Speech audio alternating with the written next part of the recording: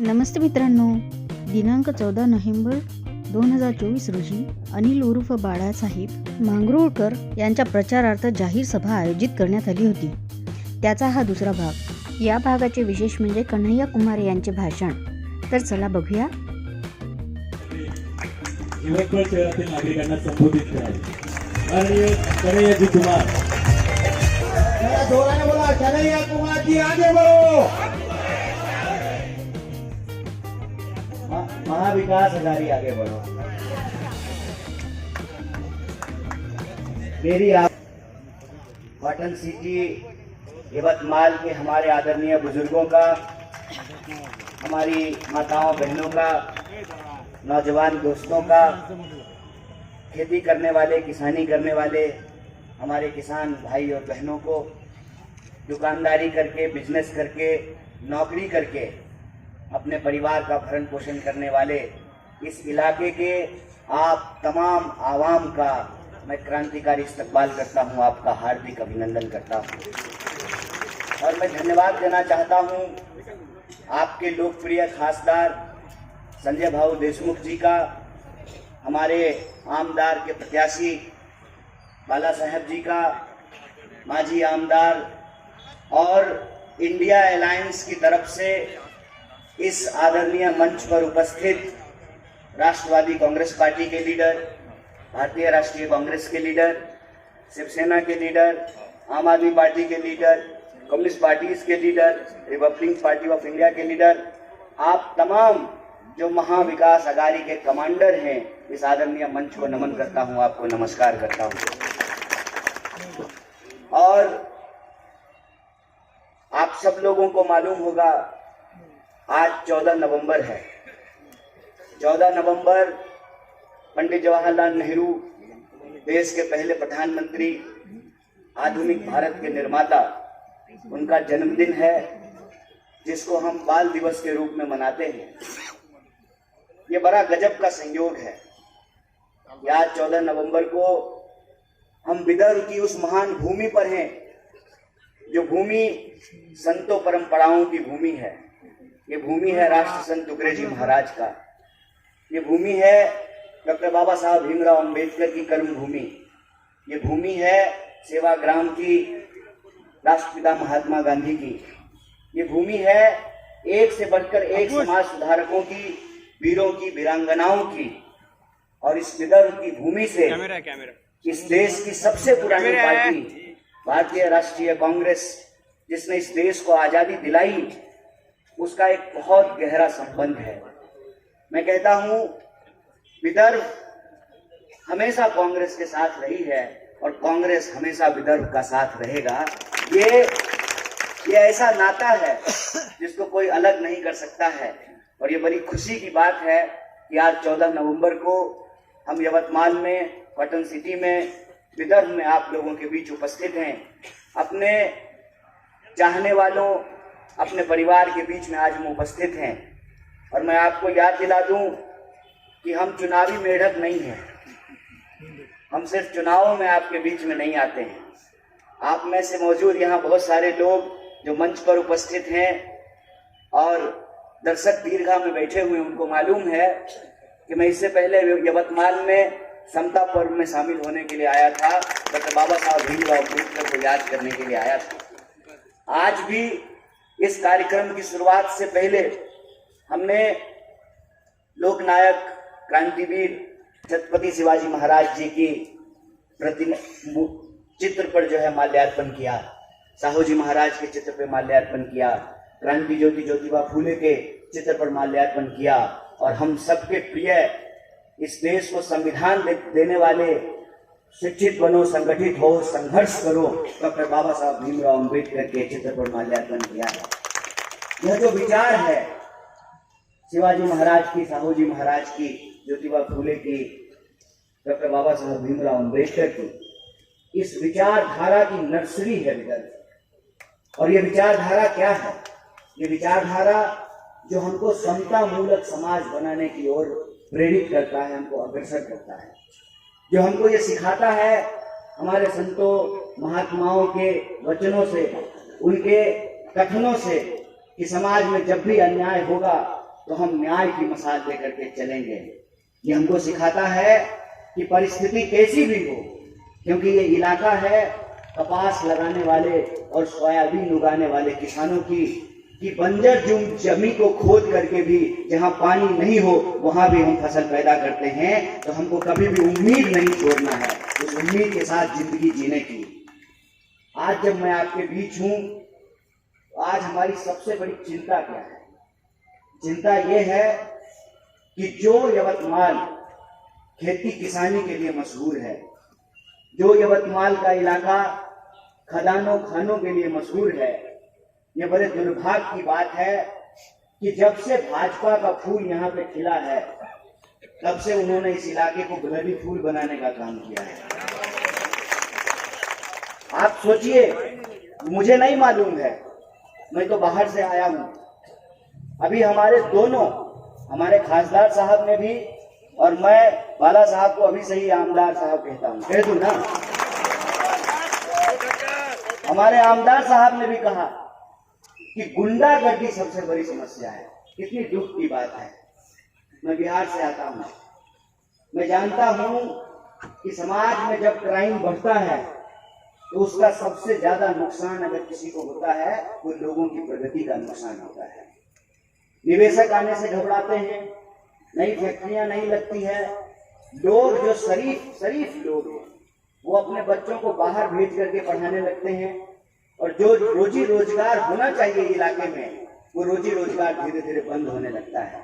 मैं आप तमाम यवतमाल के लोगों से हाथ जोड़ करके ये आग्रह करता हूँ, आपकी पहचान जो बनाई जा रही है, उस पहचान को आपको 20 तारीख को बदलना है, और जिसने इस इलाके में दहशत फैलाई है, गुंडागर्दी बढ़ाया है, उसको आपको मुंहतोड़ जवाब देना है। क्योंकि लोकतंत्र में डॉक्टर बाबा साहब भीमराव अम्बेडकर ने जो संविधान हमको लिख करके दिया है, उस संविधान की एक सबसे बड़ी खासियत ये है कि उस संविधान में एक व्यक्ति को एक वोट का अधिकार दिया गया है। और यह जो एक व्यक्ति को एक वोट का अधिकार दिया गया है, इसमें कोई भेदभाव नहीं है। यहाँ हमारी बहनें खड़ी हुई हैं, कांस्टेबल जी हैं, SHO साहब हैं, इनका भी वोट एक है, और IG DIG का भी वोट एक होता है, किसान का भी वोट एक होता है, मजदूर का भी वोट एक होता है, महल में रहने वाले का भी वोट एक, फॉर्च्यूनर पर चलने वाले का भी वोट एक, और टूटी साइकिल पर चलने वाले का भी वोट एक होता है। ये जो ताकत है वोट की, इस वोट की ताकत को हमको पहचानना है, और अपने इलाके की प्रगति के लिए, रोजी रोजगार के लिए, किसानों को उनके फसल के दाम के लिए। आप मुझे बताइए, बड़ी बड़ी बातें जो है टीवी पे आकर भाजपा के नेता बोल रहे हैं, उनसे एक सवाल क्यों नहीं पूछा जाना चाहिए कि जो धान 3000 रुपए प्रति क्विंटल बिक रहा था, वो धान विदर्भ के इलाके में आज की तारीख में 2200 रुपए में बिका है। जो सोयाबीन 4000 रुपए प्रति क्विंटल बिक रहा था, वो आज 2700, 2800, ज्यादा से ज्यादा 3000 रुपए प्रति क्विंटल बिक रहा है। जो कपास का मिनिमम सपोर्ट प्राइस है, उस पर कपास नहीं खरीदा जा रहा है। एक बात सोच करके बताइए, क्या गलती है इस देश के अन्नदाताओं की? कलेक्टर का बेटा कलेक्टर बनना चाहता है, क्रिकेटर का बेटा क्रिकेटर बनना चाहता है, डॉक्टर का बेटा डॉक्टर बनना चाहता है। तेलंगाना से हमारे MLA साहब यहाँ पे हैं, जो आमदार हैं तेलंगाना के, अभी आपके बीच में उन्होंने बड़ी अच्छी हिंदी में भाषण दिया। ये डॉक्टर हैं, इनके परिवार में सब लोग डॉक्टर हैं। डॉक्टर का बच्चा डॉक्टर बनना चाहता है, फार्मर का बच्चा फार्मर क्यों नहीं बनना चाहता है? जो अन्नदाता सबके पेट में अनाज पहुंचाता है, वो अन्नदाता के बच्चे अन्नदाता क्यों नहीं बनना चाहते? अपनी ही खेत पर, सूखी पेड़ पर लटक करके किसानों को जान देनी पड़ती है। आप सुन करके आश्चर्य करेंगे, हर 1 घंटे में इस देश में 2 किसान आत्महत्या कर रहे हैं, और हर 1 घंटे में 2 नौजवान इस देश में आत्महत्या कर रहे हैं। कौन सा सब जवाब हमको दिखाया जा रहा है? जुमलों का ऐसा गुब्बारा खड़ा किया गया है जिसमें सच्चाई कहीं छुप गई है। बताइए, कौन सा ऐसा काम है जो महायुक्ति की सरकार ने पूरा किया हो? ठगने के अलावा उन्होंने कुछ नहीं किया है। मैं कहता हूं कि महायुक्ति नहीं, महापापी हैं ये लोग, और इनको जवाब देने का वक्त आ गया है। 30 तारीख को इनको जवाब देना चाहिए। महंगाई की हालत क्या है? जो एलपीजी सिलेंडर 450 रुपए में मिला करता था आज 1100 रुपए का मिल रहा है। जो दाल 50 रुपए किलो मिलती थी आज 200 रुपए किलो की मिल रही है। एक तरफ किसान को उनके फसल का दाम नहीं मिल रहा है, दूसरी तरफ वही किसान और गरीब लोग जब अपने लिए दाल खरीदने के लिए जाते हैं तब उनको तिगुने दाम पर खरीदना पड़ता है। मतलब किसान को उनके फसल का दाम नहीं मिलेगा, लेकिन आम लोग जब सामान खरीदने के लिए जाएंगे तो वही सामान उनको तिगुने दाम पर मिलेगा। जो पेट्रोल 50 रुपए लीटर मिलता था 100 रुपए लीटर मिल रहा है। सोना का दाम डबल हो गया है, दाल का दाम तिगुना हो गया है, तेल का दाम डबल हो गया है, जमीनें महंगी हो गई है, घर बनाना मुश्किल हो गया है, सीमेंट महंगा हो गया है। कहते थे हवाई चप्पल वाले को हवाई जहाज पे चढ़ाएंगे, हवाई चप्पल वाले को हवाई जहाज पे चढ़ाना छोड़ दीजिए, ट्रेनों में भी लोगों को टिकट मिलना मुश्किल हो गया है। ये हमारी स्थिति है। रोजगार नहीं मिल रहा है, स्वास्थ्य की सुविधाएं जो है वो महंगी होती जा रही हैं, शिक्षा महंगा होता जा रहा है। आप मुझे बता दीजिए, महंगी शिक्षा लेने के बावजूद आज की तारीख में लोगों को रोजगार नहीं मिल रहा है। और ये आंकड़ा सरकार का है, हम अपने घर में नहीं आंकड़ा बना रहे हैं। कांग्रेस पार्टी का आंकड़ा नहीं है, ये सरकार का आंकड़ा है कि 45 साल में इतनी बेरोजगारी इस देश में आज से पहले कभी नहीं थी। आप महाराष्ट्र को उठा करके देखिए, पूरे देश की इकोनॉमी 3 ट्रिलियन की है, अकेले महाराष्ट्र की इकोनॉमी 1 ट्रिलियन की है। और 1 ट्रिलियन की इकोनॉमी होने के बावजूद महाराष्ट्र के नौजवानों को रोजगार नहीं मिल रहा है, उनको नौकरियां नहीं मिल रही है, किसानों को उनके फसल का दाम नहीं मिल रहा है, मजदूर को जो है कीमान वेतन नहीं मिल रहा है। ये आज का मुद्दा है। लेकिन आप देखिए कि आज के मुद्दे को किस तरीके से गायब कर दिया गया है। हर बात को, हर बहस को वो चाहते हैं कि धार्मिक झगड़े में तब्दील कर दिया जाए। एक बात मुझे बताइए, मेरा नाम कन्हैया है, मेरा नाम कन्हैया है और यहाँ बैठे हुए जो तमाम लोग हैं, सब लोग का तो कोई ना कोई धर्म है ना। धर्म की रक्षा करना इंसान का धर्म है, इसमें कोई दिक्कत नहीं है। लेकिन क्या धर्म की रक्षा करने का तात्पर्य यह है कि धर्म के नाम पर कुछ लोग जो है इस देश में धंधा चलाएं? मेरा एक सीधा सवाल है, जो भी लोग आकर के कहते हैं कि आज धर्म बचाना जरूरी है, तो मैं उनसे एक बात पूछना चाहता हूं, हम धर्म बचाएंगे, क्या आप हमारा रोजी रोजगार बचाने की लड़ाई में हमारा साथ देंगे? हम धर्म बचाएंगे, बस हमको एक बात बता दीजिए कि आपका भी बच्चा चल करके हमारे साथ धर्म बचाएगा ना? किसान का बच्चा, गरीब का बच्चा, साधारण मिडिल क्लास का बच्चा धर्म बचाएगा। और जो बड़े बड़े लोग हैं, जो अरबपति हैं, करोड़पति हैं, जो नेता हैं, जो बड़े बड़े अफसर हैं, जज हैं, उनका बच्चा ऑक्सफोर्ड और कैम्ब्रिज में जाकर के पढ़ाई करेगा। किसको बेवकूफ बना रहे हैं सर? एक बार मैंने अपने भाजपा के एक मित्र को कहा, खासदार साहब, कि धर्म बचाना इतना जरूरी है तो भाजपा के नेता का बेटा बेटी हम लोगों के साथ आकर के धर्म क्यों नहीं बचाता है? तो जवाब में बोला कि योगी जी और मोदी जी को बेटा बेटी नहीं है। हमने कहा भतीजा तो है ना, बेटा बेटी नहीं है, चलिए मान लेते हैं, भतीजा तो है ना। भतीजा बहुत आराम से बीसीसीआई में बैठ करके आईपीएल पर टीम बना रहा है और हम लोगों को कह रहा है कि ड्रीम 11 पे टीम बनाई है। ये खेल आप समझ रहे हैं? ये पूरा का पूरा खेल क्या है? ये पूरा का पूरा खेल महाराष्ट्र के लोग समझ रहे हैं और 20 तारीख को इसका मुकम्मल जवाब देने का जरूरत है। सिंपल सा एक बात है कि अगर फडणवीस साहब को डिप्टी सीएम ही बनना था तो उद्धव जी ठाकरे ने उनको डिप्टी सीएम तो बनाया था अपनी सरकार में। मेरी बात समझ रहे हैं? अगर डिप्टी सीएम ही बनना था तो फिर शिवसेना के मुख्यमंत्री तो उद्धव जी ठाकरे थे। क्या खेल है ये कि अभी भी शिंदे जी के अंदर भी वो डिप्टी सीएम ही है, सीएम नहीं है। तो ये खेल क्या है? खेल ये है कि दिल्ली में बैठे हुए अमित शाह ने अदानी के साथ बैठ करके ये तय किया है कि फडणवीस जी सीएम बने, डिप्टी सीएम बने, ये इंपॉर्टेंट नहीं है, हमको एक कठपुतली चाहिए जिसकी डोर हमारे हाथ में होना चाहिए।